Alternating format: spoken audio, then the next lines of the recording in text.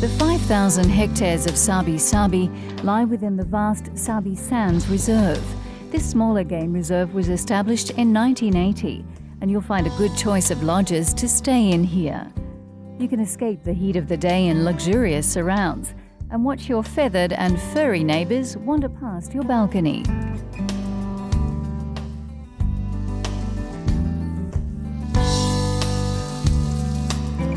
Staying in a game reserve lodge is one of the purest five-star experiences you can have. And when you're not on safari, there's plenty of time to take life nice and easy.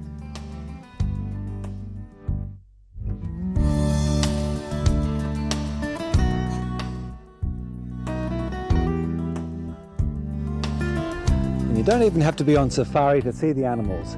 You can come out here on the terrace of the lodge and watch the elephants down at the waterhole.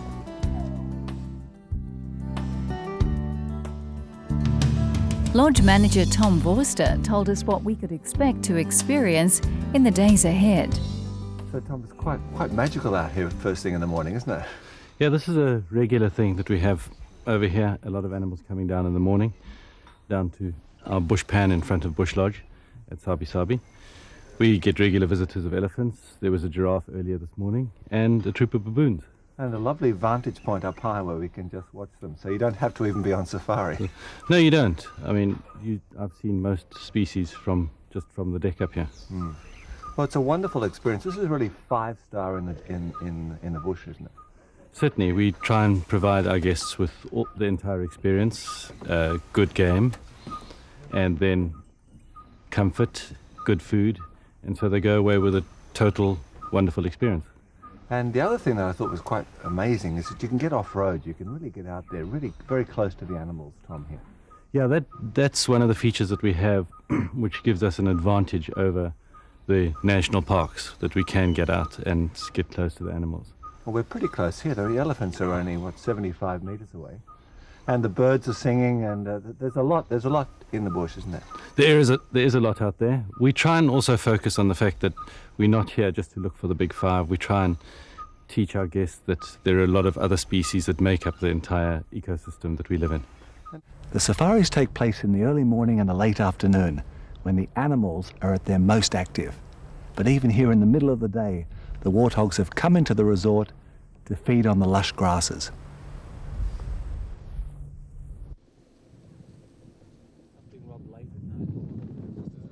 The trackers here will guide you through the bush and introduce you to their heritage.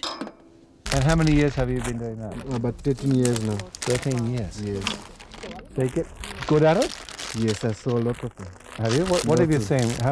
What have you seen recently, for example, at night time? At night time, only leopard and lion.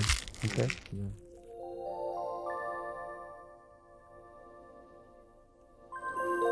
If it's mountains you crave, you can head off for the day to the Klein or Small Drakensberg, a mountain range of stunning cliffs and rugged mountain views.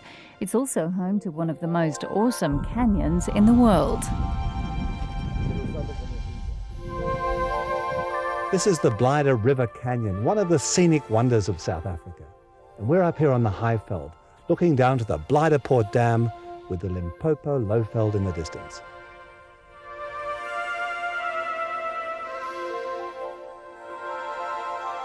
You can explore some of the Blyde River Canyon's 30-kilometre length and make your way to the cylindrical holes carved into the rock by whirlpools in the river. The journey includes a host of stunning vistas and a great variety of plant and animal life. It's a popular tourist spot that's very warm in summer and cold enough for snow in winter. In the late 19th century, the nearby hills were mined for gold, and the rivers today are still filled with trout.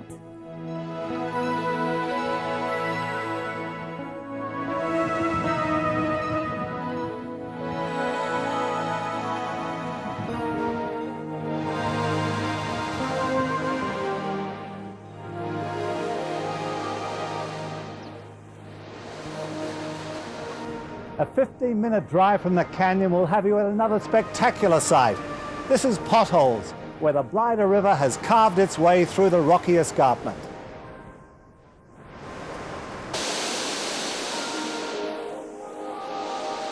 As the wild water surged on its journey, it was time for us to drift back to our lodge to prepare for another safari.